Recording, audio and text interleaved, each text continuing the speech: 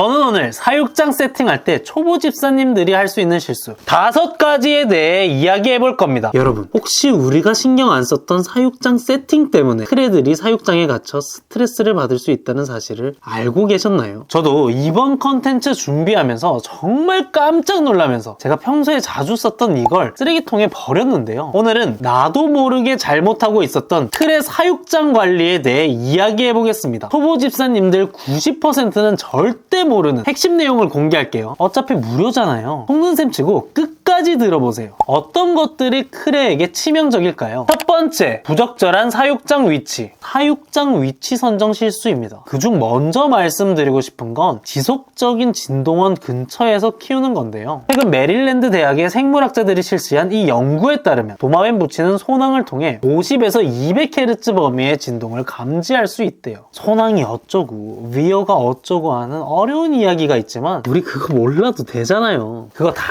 생략하고 쉽게 말해볼게요. 크레 같은 도마뱀 부치는 진동으로 주위 물체의 움직임을 감지할 수 있을 정도로 진동에 민감하다는 거예요. 그 민감성은 우리가 시야에 들어오기 훨씬 전에 발자국 진동이나 가전제품의 윙윙거리는 소리를 통해 우리의 존재를 감지할 수 있음을 시사합니다. 이런 크레를 스피커역, 냉장고나 세탁기 근처 등 진동이 많은 곳 주위에 키우면 어떻게 될까요? 진동은 만성 스트레스를 유발하고 수면을 방해합니다. 여러분들도 그렇지 않나요? 저도 층간소음이 심하면 화가 나더라고요. 아니, 잠을 잘하는 거야 말라는 거야. 짜증이 나고. 층간소음이 많으면 스트레스 받듯이 크레도 진동이 많은 곳에서 엄청 스트레스를 받을 수 있다는 겁니다. 진동이 덜 느껴질 만한 공간에 크레 사육장을 놓아보세요. 크레의 스트레스 지수가 확 낮아질 거예요. 잠깐만요. 영상을 여기까지 보셨다면 좋아요와 구독 한 번씩 부탁드립니다. 제가 첫 영상 올린 지 1년이 다 되어 가는데요. 구독자 7,000명을 앞두고 있습니다. 솔직히 7,000 구독자 이벤트 느낌 없잖아요. 구독자 7,777명이 됐을 때 구독자 이벤트를 하려고 하거든요. 저 아시죠? 이벤트 엄청 많이 했던 거. 구독 안 하고 지나가시면 이벤트를 놓칠 수 있어요. 돈 드는 것도 아닌데 구독 한번 하고 가자고요. 다시 본론으로 넘어와서 이것도 집사님들이 흔히 할 수 있는 실수인데요. 두 번째, 온도 변화가 심한 곳에 사육장 배치. 보일러가 켜진 바닥이나 창가 등 온도 변화가 심한 곳에 사육장을 두는 걸 말합니다. 크레는 외부 환경에 의존하여 체온을 조절하는 변온동물이에요. 크레의 최적 사육 온도는 보수적으로 말했을 때 24도에서 26도 범위예요. 최적이에요, 최적. 이 범위를 벗어나는 급격한 온도 변화나 부분적인 과열은 치명적입니다. 이런 크레를 보일러가 켜진 바닥이나 일일 온도 변화 폭이 큰 방문, 창문 옆에 두는 건 크레에게 정말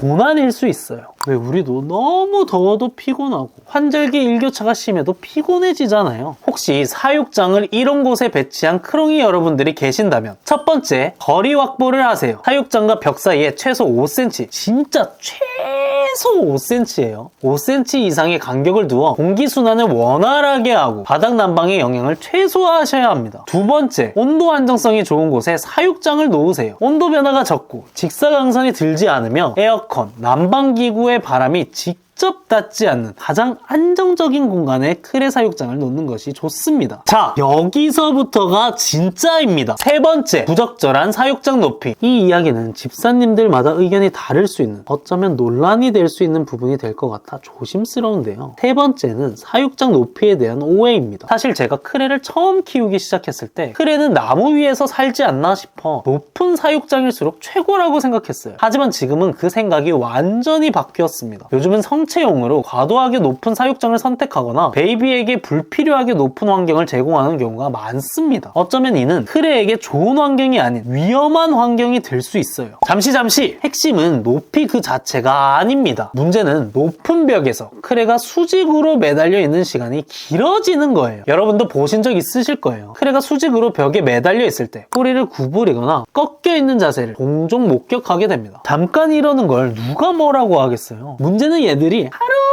종일 이 상태로 있기도 한다는 거죠. 이 상태로 오래 매달려 자면 결국 중력 때문에 꼬리가 아래로 꺾이면서 플로피테일 증후군 FTS가 올 수 있습니다. FTS는 산란을 방해하고 골반 전체에 기형을 유발하는 심각한 질병입니다. 특히 암컷의 경우 뱃속의 알을 제대로 배출하지 못하게 만드는 치명적인 문제를 일으키기도 해요. 명심하세요. 크레는 사육이동 외에도 몸을 수평으로 뉘어 쉴 수 있는 공간이 필수입니다. 불필요하게 높은 사육장보다는 적 적정 높이에 가로폭과 깊이가 충분한 사육장이 좋은 것 같아요. 그리고 크레가 기댈 수 있는 수평 구조물을 빽빽하게 채워주는 것도 FTS 예방에 좋을 것 같습니다. 사육장의 적정 높이부터 시작해서 FTS에 대한 자세한 내용은 다음의 영상으로 이야기해볼게요. 여기 주목해주세요. 중요한 내용이 나옵니다. 네 번째, 부적절한 사육장 투명도. 네 번째는 사육장 투명도에 대한 실수입니다. 크롱이 여러분들은 관상용으로는 만족하시겠지만 크레 입장에선 굉장히 불안하고 스트레스를 받는 환경입니다. 사방이 투명한 유리 사육장을 아무런 백스크린 없이 개방된 거실에 두는 경우입니다. 크레는 야생의 본능으로 자신을 노리는 포식자가 올 수 있다고 늘 경계하는데요. 몸을 숨길 공간이 없으면 극도의 스트레스에 시달리게 되죠. 여러분, 혹시 크레가 바닥 밑을 파고들거나 몸을 숨길 공간을 찾아 구석에 웅크리는 모습을 보신 적 없나요? 이건 크레가 나는 지금 내 몸을 숨기고 싶다고 보내는 강력한 신호입니다. 크레에게는 반드시 안정감을 느낄 공간이 필요합니다. 적어도 사육장의 3면은 백스크린이나 불투명한 시트지를 붙여주세요. 이것만으로도 크레의 불안감은 크게 줄어듭니다. 근데 솔직히 이렇게 키우기 쉽지 않잖아요. 저부터도 불투명한 사육장에 안 키운대요 뭘. 불투명하면 크레 관찰도 어렵고. 투명한 사육장에서 사육하신다면 은신처나 구조물을 더 많이, 더 빽빽하게 넣어주시는 게 좋아요. 내부에 복잡하고 빽빽한 구조물을 넣어서 내가 숨을 곳이 많다고 느끼게 해줘야 합니다. 또 그러면 사육장 청소하기 힘들잖아요. 청소할 게 많아지면 미루게 되고 냄새나게 되고. 저 같은 경우 베이비에게는 최소한 계란판 은신처를 제공하고 성체 크기가 되면 성별에 관계없이 습식 은신처를 반드시 넣어줍니다. 최소한의 숨을 공간을 제공할 뿐만 아니라 습도 유지와 탈피 부전 방지에도 도움이 되거든요. 은신처나 백업 같은 구조물들은 단지 장식이 아닙니다. 크레의 스트레스를 줄이고 생존을 보장하는 필수 조건이에요. 이게 다가 아닙니다. 지금까지 나눈 이야기 외에도 정말 중요한 포인트는 지금 말씀드릴게요. 5번째, 크레의 건강을 위협하는 위험한 구조물. 첫째, 마감 처리가 안 된 날카로운 구조물입니다. 날카롭고 거친 구조물은 크레의 연약한 피부에 상처를 입힙니다. 따라서 구조물 표면을 직접 만져보고 안전한지 확인하는 것이 필수예요. 모든 3D 프린팅 제품이 그런 건 아니지만 마감 상태가 불안전한 제품도 종종 있기 때문에 사용 전 사포 등으로 매끄럽게 다듬는 과정을 거치는 것이 좋습니다. 둘째, 위생 관리가 어려운 구조물입니다. 색소가 빠지는 인조 나뭇잎이나 물이 고이기 쉬운 구조물을 사용하는 경우를 이야기합니다. 분무를 해주면 이런 구조물들에 물이 고여있게 되는데요. 이 물에 색소가 빠져나오고 이걸 크레가 마신다면? 생각하기도 싫네요. 또 물이 고이는 환경은 곰팡이와 박테리아가 번식하는 최적의 온상이 됩니다. 이런 균들은 크레에게 피부병이나 치명적인 호흡기 감염을 유발할 수 있어요. 크레의 건강을 지키기 위해서는 색소 노출 위험이 없고 물 빠짐이 좋은 구조물을 사용해주세요. 자,